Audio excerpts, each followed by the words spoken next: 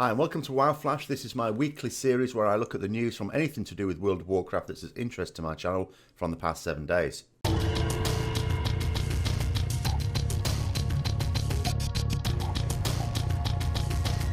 So there's been quite a few interesting announcements coming out. I'll start off probably the one that will be the most interest to most people, which is that they've talked a little bit about the release of Nighthold.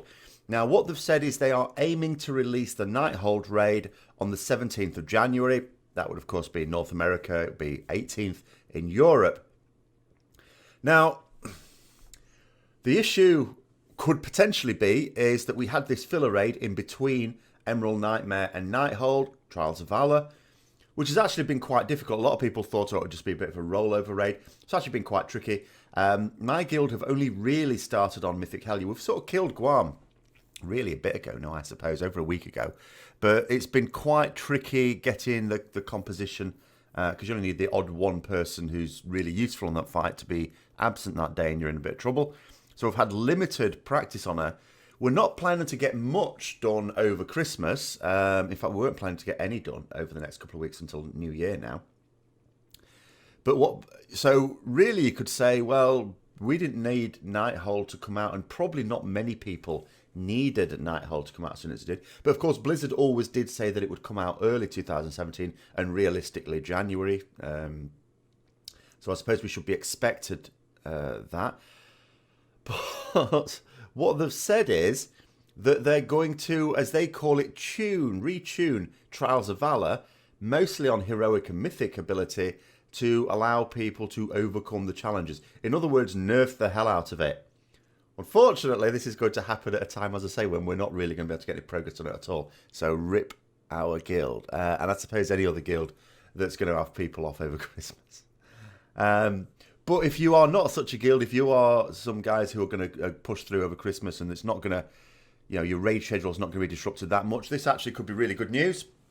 Because, yeah, they're going to nerf it. It does mean, of course, there'll be a difference between people who've killed it. It's one of those bosses where some people will be able to say they killed it pre-nerf. And some won't. So, and then the other thing related to the release of Nighthold is a lot of people join parallels with 7.1.5. And Blizzard have been quite keen. In fact, they've really clearly said now they're not the same thing. And I think people are drawing the parallel because it looks like they're going to be released at Roundup. They could actually be released on the same day. It's almost like Blizzard maybe will try and not release them on the same day, just to try and emphasize the point that Nighthold is not part of 7.1.5. Nighthold is actually part of the original launch of Legion. It's been in the game for a while. They keep changing certain things and doing testing on it. But it's been in the game files. I mean, we've got it in the Adventure Journal, for goodness sake. But they have said that there's a lot of class changes coming with 7.1.5. And it wouldn't be fair to do that mid-raid, like. So I suppose the implication is that the patch maybe will come out, I don't know. You would think maybe a week before Nighthold. Does that make sense? But then they've also said that there's still a lot of tuning to do on the class changes in 7.1.5, which I said myself yesterday when I was doing the update video on Retribution Paladins. It's quite clear there is still some tuning to be done. So I don't really know. I mean, they've also said, as I've been saying before, this happens every year, that we're not going to expect very much feedback over the next couple of weeks as well, of course, as Blizzard employees get their own breaks for Christmas. So, yeah, I can still see Nighthold and 7.1.5 being released on exactly the same day, but Blizzard have been quite keen to stress they're not the same thing. They're totally independent of each other. They just happen to be coming out at roughly the same time. Now, speaking of feedback, they have also been quite proactive at discussing the various methods of feedback. I mean, I think since Ian Hazacostas became game director of World of Warcraft, there seems to have been a few little shifts in policy, one of which is very much about feedback about these Q&As. It's quite possible that the Q&As that began before he became game director were his idea. I mean, remember, he was promoted to assistant game director earlier 2016, and that's pretty much when they started. So it may well have been his idea anyway, and he really wants to, and he's really of a mind to improve feedback to players, which is very positive. they were discussing the various pros and cons of the method of doing it. Though you're sort of saying, some of the live Q&As have not been ideal. I actually, I don't want to criticise them. I think the aspect of the live Q&As they were sort of pondering was when they were taking their questions from that, and they've sort of said that didn't really work very well. And I suppose that's true. That wouldn't work terribly well. And some people have said, well, what you should be able to do is to post questions and people can upvote them or downvote them. So the most popular questions, the ones that most people want answered, are the ones you pick on. And what they've said, they've been quite honest about this, because if someone were to sort of said that Blizzard should do that, I would say straight away, well, Blizzard will never do that for several reasons, and they're pretty much the reasons they've given. So they've been perfectly open and honest about it. Some of the reasons they gave were, it might be a question that they can't answer yet. So do you really want them to basically say, oh, this is the most popular question? The answer is, we don't know. No, we don't. That would be silly. So, yeah, some questions they may not be able to answer yet because it's work in progress. Some questions they want to keep a lid on. They're not ready to announce it yet. They did say there have been questions. I mean, Demon Hunters have come out now, this expansion.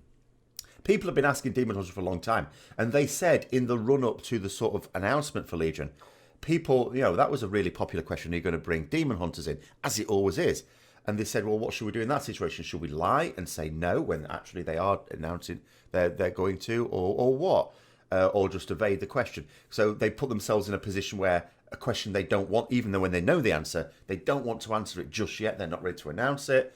It means they have to then be evasive about it, and that's not good either. And I totally agree with that. Other ones as well, they might end up with questions that are related to certain classes that are overrepresented, which isn't necessarily fair on the ones that not so many people play, or maybe to do with the content. So, there were various other ones as well, which are all fair enough. So they have to have another way of choosing their questions. Ultimately, they're only going to answer the questions they really want to answer.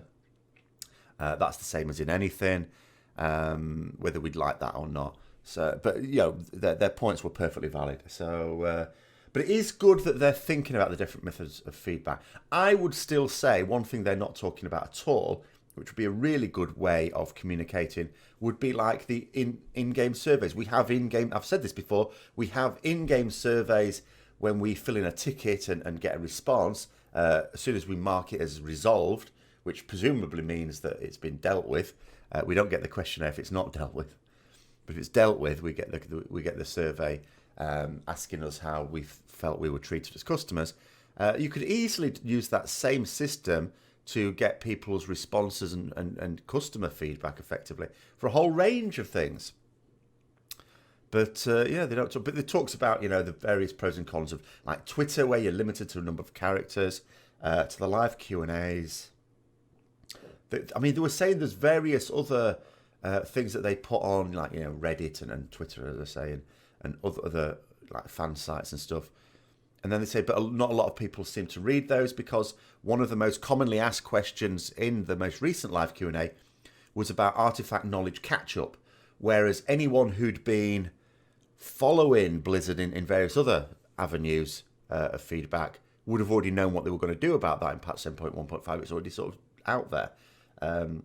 So they're aware as well that not everyone consumes the whole sphere of Blizzard statements, I suppose.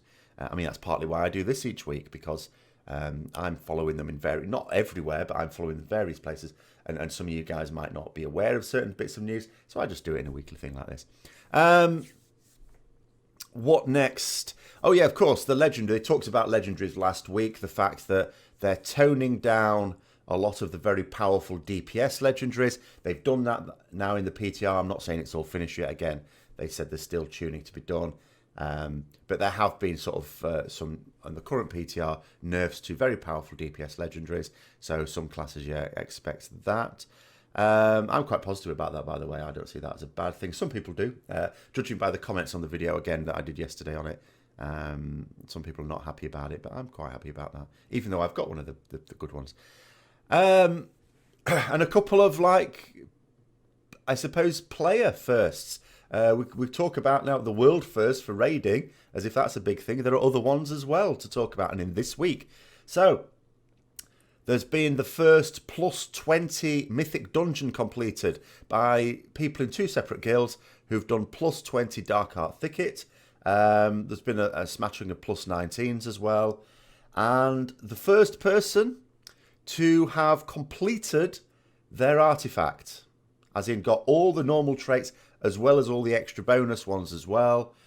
And it's someone on my realm, apparently. I didn't know. I don't even know this person.